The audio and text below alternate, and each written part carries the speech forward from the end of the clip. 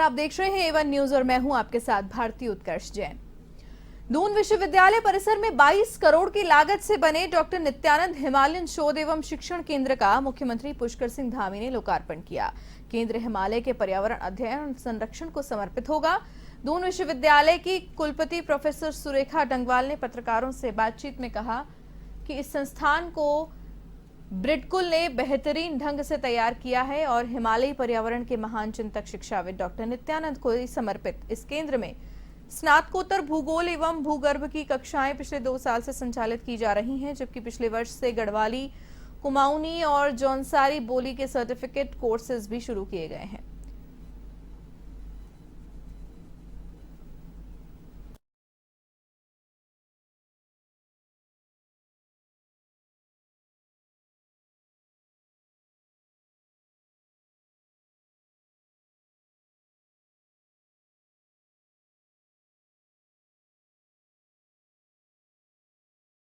नित्यानंद जी का वो भी इस पहाड़ के अंदर बसता था, इस पहाड़ की सोच के साथ चलता था। तो आज उत्तराखंड के अंदर और हमारे देश के जो प्रधानमंत्री मोदी जी हैं, उन्होंने भी 5 नवंबर 2021 को बाबा केदार की भूमि से कहा कि ये आने वाला जो दशक है, ये 21वीं सदी का तीसरा दशक उत्तराखंड का दशक होगा। और उन्होंने वहाँ 5 नवंबर को घोषणा करी, उन्होंने वहाँ मंच से कहा। और इस बार जो यात्रा चल रही है, ये जो यात्रा पर्यटक सीजन जो हमारा उत्तराखंड का चल रहा है, पूरे में स्थिति ये है कि आज चाहे हमारे यमुनोत्री हो, गंगोत्री हो, केदारनाथ हो, बद्रीनाथ हो या प्रदेश के अन्य स्थान हो, नैनीताल हो, मसूरी हो, ऐसे अनेकों स्थान आज पैर रखने की जगह नहीं है। आप लोग अखबारों में पढ़ रहे होंगे कि आज यात्रा में बहुत बड़ी संख्या में लोग आ रहे हैं। उत्तराखंड के मुख्यमंत्री पुष्कर सिंह धामी ने कहा कि चारधाम यात्रा को चलाना बहुत मुश्किल हो गया है और इस वर्ष पिछले समय से 5 गुना ज्यादा श्रद्धालु दर्शन कर रहे हैं। सरकार ने अपने स्तर पर पूरी तैयारी की थी, लेकिन इस वर्ष की यात्रा में पंजीकरण करवाने के बावजूद अत्यधिक संख्या में यात्री उत्तराखंड आ रहे हैं। नित्यानंद जी का वो भी इस पहाड़ के अंदर बसता था, इस पहाड़ की सोच के साथ चलता था। तो आज उत्तराखंड के अंदर और हमारे देश के प्रधानमंत्री मोदी जी हैं, उन्होंने भी 5 नवंबर 2021 को बाबा केदार की भूमि से कहा कि ये आने वाला जो दशक है, ये 21वीं सदी का तीसरा दशक उत्तराखंड का दशक होगा। और उन्होंने वहाँ 5 नवंबर को घोषणा करी, उन्होंने वहाँ मंच से कहा। और इस बार जो यात्रा चल रही है, ये जो यात्रा पर्यटक सीजन जो हमारा उत्तराखंड का चल रहा है, पूरे में स्थिति ये है कि आज चाहे हमारे यमुनोत्री हो, गंगोत्री हो, केदारनाथ हो, बद्रीनाथ हो या प्रदेश के अन्य स्थान हो, नैनीताल हो, मसूरी हो, ऐसे अनेकों स्थान आज पैर रखने की जगह नहीं है। आप लोग अखबारों में पढ़ रहे होंगे कि आज यात्रा में बहुत बड़ी संख्या में लोग आ रहे हैं। उत्तराखंड के देहरादून और रानीखेत में खुलने जा रहे रक्षा संपदा कार्यालय को मंजूरी दिलवाने पर सैनिक कल्याण मंत्री गणेश जोशी ने रक्षा राज्य मंत्री अजय भट्ट और रक्षा मंत्री राजनाथ सिंह को पत्र लिखकर शुक्रिया अदा किया है। सैनिक कल्याण मंत्री गणेश जोशी ने बयान जारी करते हुए कहा कि देवभूमि और सैन्य भूमि उत्तराखंड के प्रति हमारे केंद्रीय नेतृत्व के असीम प्रेम और परिणाम स्वरूप उत्तराखंड राज्य में 2 रक्षा संपदाएं खुलने जा रहे हैं। साथ ही गणेश जोशी ने राज्य रक्षा मंत्री अजय भट्ट व केंद्रीय रक्षा मंत्री राजनाथ सिंह को इस सैन्य भूमि और वीर भूमि के समस्त सैनिकों व पूर्व सैनिकों और अन्य लोगों को की ओर से धन्यवाद दिया।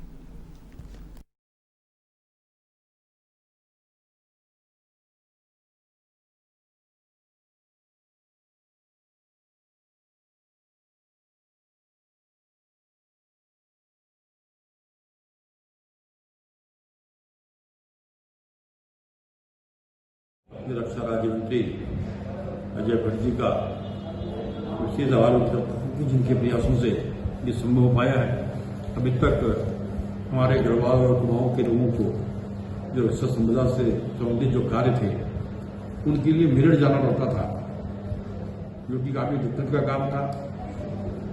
आज माननीय भट्ट जी के प्रयासों से एक कार्यालय देहरादून और एक रानीखेत में खोलने के आदेश हो गए हैं। शीघ्र ही ये कार्यालय अपना काम शुरू करेंगे और इससे निश्चित ही जो लैंड से संबंधित जो सेना के काम है उनका निदान होगा। साथ ही मैं भटजी से विरोध करता हूं क्योंकि पूर्व में हम गोरखा स्कूल की लीज का मामला मैंने आपके माध्यम से भी और रघुनाथ सिंह जी के माध्यम से भी उठाया था, जो कि डीओ मेरठ के स्तर में लंबित था। इस कार्यालय के खुलने से इसका भी शीघ्र निदान होगा, ऐसी उम्मीद है।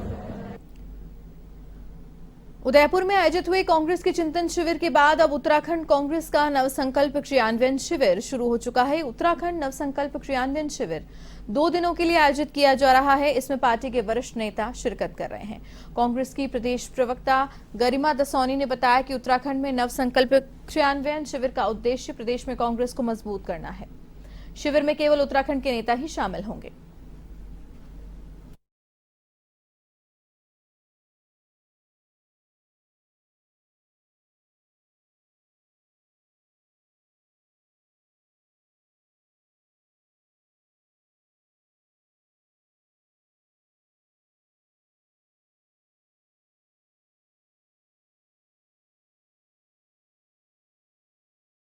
चिंतन शिविर उत्तराखंड के स्तर पर है। राज्य स्तरीय चिंतन शिविर का हम लोगों को निर्देश प्राप्त हुआ है। इसमें बड़े नेताओं का आने का सवाल ही नहीं उठता। हमारे प्रदेश प्रभारी आए हुए हैं, पूर्व मुख्यमंत्री जी आए हुए हैं, हमारे प्रदेश अध्यक्ष उसमें हैं, हमारे सीएलपी लीडर हैं, हमारे उपनेता प्रतिपक्ष हैं। ऐसे में ये राज्य स्तरीय है, इसका कोई लेना देना नहीं है। जो बाहर हमारे बड़े नेताओं का होना था, अखिल भारतीय राष्ट्रीय कांग्रेस का जो होना था राष्ट्रीय स्तर पर, वो उदयपुर में 3 दिवसीय हो चुका है। उसी उदयपुर के मंथन के तर्ज पर उसका क्रियान्वयन करने के लिए, उसको धरातल पर उतारने के लिए ये चिंतन शिविर यहाँ हो रहा है। इसको कार्यशाला का रूप दिया गया है। इसमें यहाँ से कार्यकर्ता, पदाधिकारी, जिलाध्यक्ष सब निर्देश प्राप्त करके जाएंगे कि जो उदयपुर में डिसीजन लिया गया उसको जमीन पर कैसे उतारना है।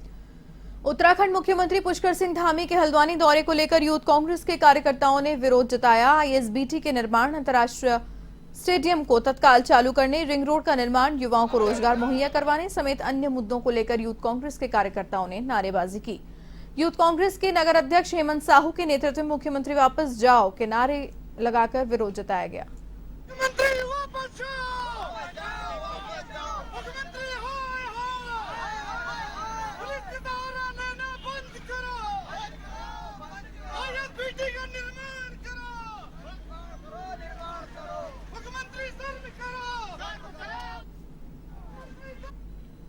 देवभूमि खेल चेतना यात्रा प्रधानमंत्री नरेंद्र मोदी और मुख्यमंत्री पुष्कर सिंह धामी के नेतृत्व में उत्तराखंड के 13 जिलों में निकाली जा रही है। इसका उद्देश्य यह है कि नशा मुक्ति, पर्यावरण और खेल को बढ़ावा देना। अल्मोड़ा में चौहानबाटा से स्टेडियम तक देवभूमि खेल चेतना यात्रा निकाली गई।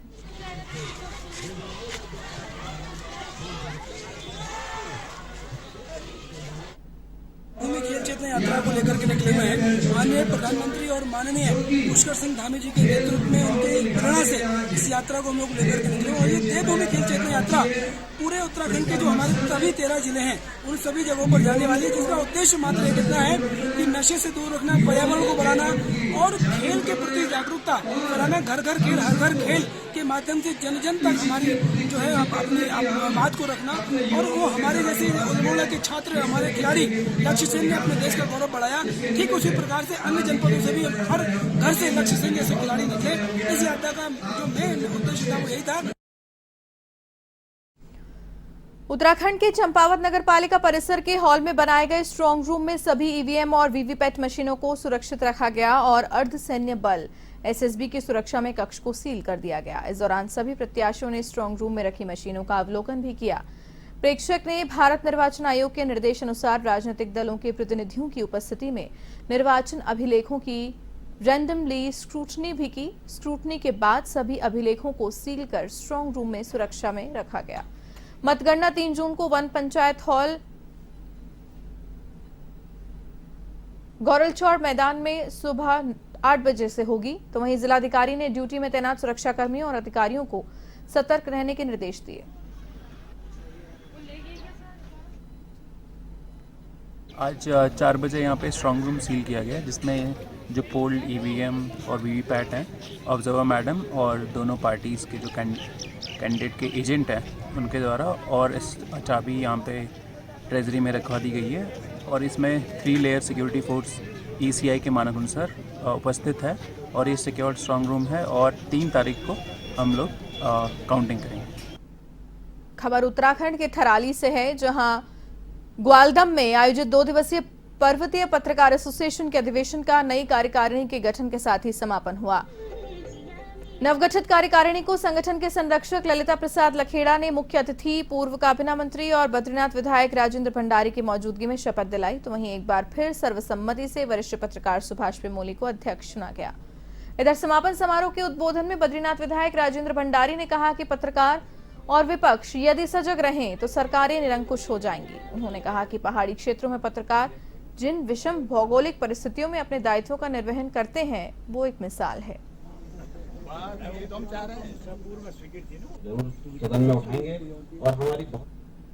पत्रकार एसोसिएशन का मैं धन्यवाद करना चाहता हूं, जिन्होंने आज अपने समापन समारोह में मुझको बुलाया है।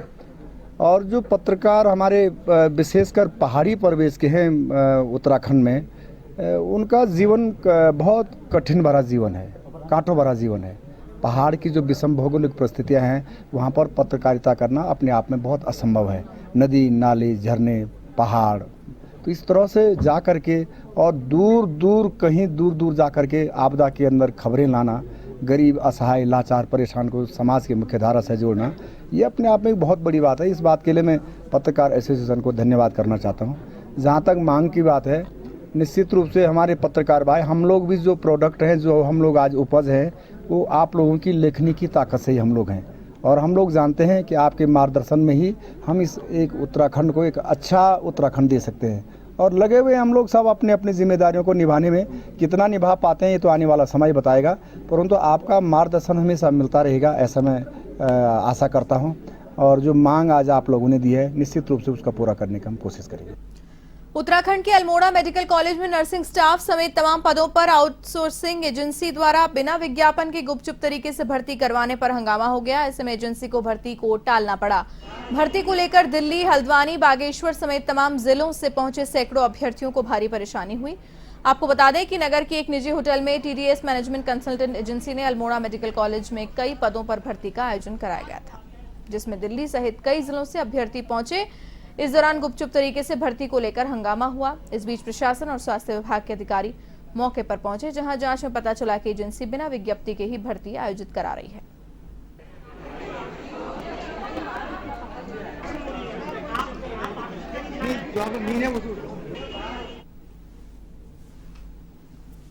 और हमें ऐसा मैसेज दिया गया था कि आज इंटरव्यू है, और सीएमओ साहब को हमने फोन किया हुआ था और वो बोल रहे थे कि हमारे संज्ञान में ऐसी कोई बात नहीं है। तो क्या कर रहे हैं आप लोग अब?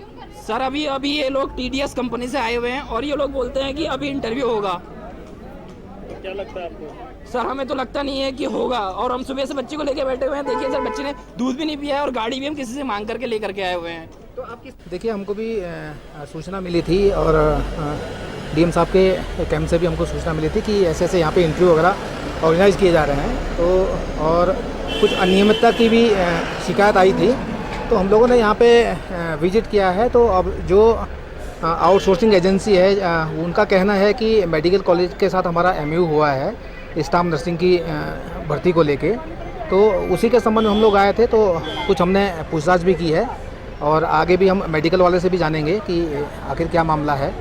कल ही एमओयू हुआ है, आज ये इंटरव्यू के लिए इनको कॉल कर रहे थे।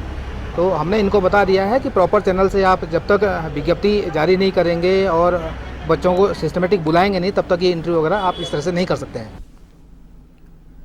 31 मार्च को सरकारी अस्पतालों में हटाए गए करीब 2200 आउटसोर्सिंग कर्मचारियों की बहाली पर पेंच फंस गया है, क्योंकि सरकार ने प्रदेश के मेडिकल कॉलेज और अस्पतालों में रिक्त पदों पर इन्हें दोबारा रखने के आदेश जारी तो कर दिए हैं, लेकिन दोबारा ज्वाइन करने के लिए इनसे 40,000 रुपया सिक्योरिटी मांगी जा रही है। आपको बता दें कि कोविड की लहर में रखे गए इन कर्मचारियों की 31 मार्च को सेवाएं समाप्त कर दी गई थी। तब से उन्होंने 2 महीने तक आंदोलन किया। प्रदेश के स्वास्थ्य मंत्री धन सिंह रावत के निर्देश पर राज्य के सरकारी मेडिकल कॉलेजों और अस्पतालों में रिक्त पदों पर इन्हें रखने के आदेश दिए गए। हालांकि आउटसोर्सिंग एजेंसी की ओर से इन्हें वेतन और शर्तों के बारे में भी बताया जा रहा है। ऐसे में नौकरी के लिए 40,000 सिक्योरिटी जमा कराने को लेकर ये कर्मचारी इस प्रक्रिया से नाराज हैं।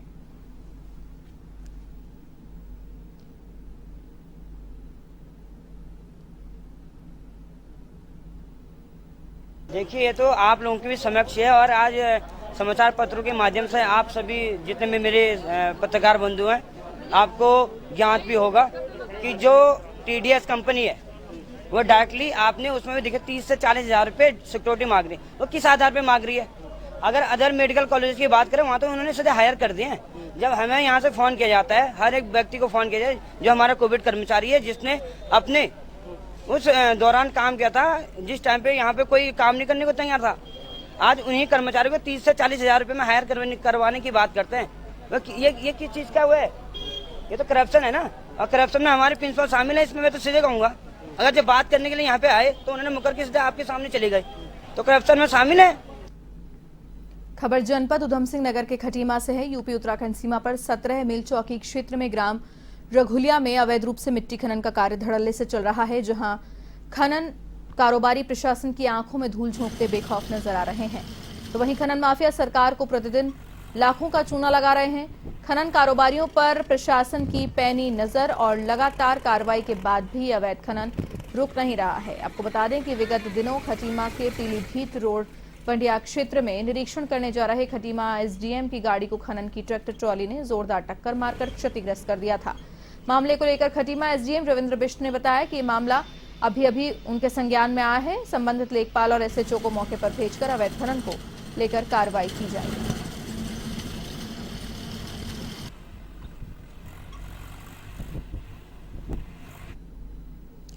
और इसी के साथ इस बुलेटिन में फिलहाल के लिए इतना ही। देश और दुनिया की तमाम बड़ी खबरों के लिए आप देखते रहिए A1 TV। नमस्कार।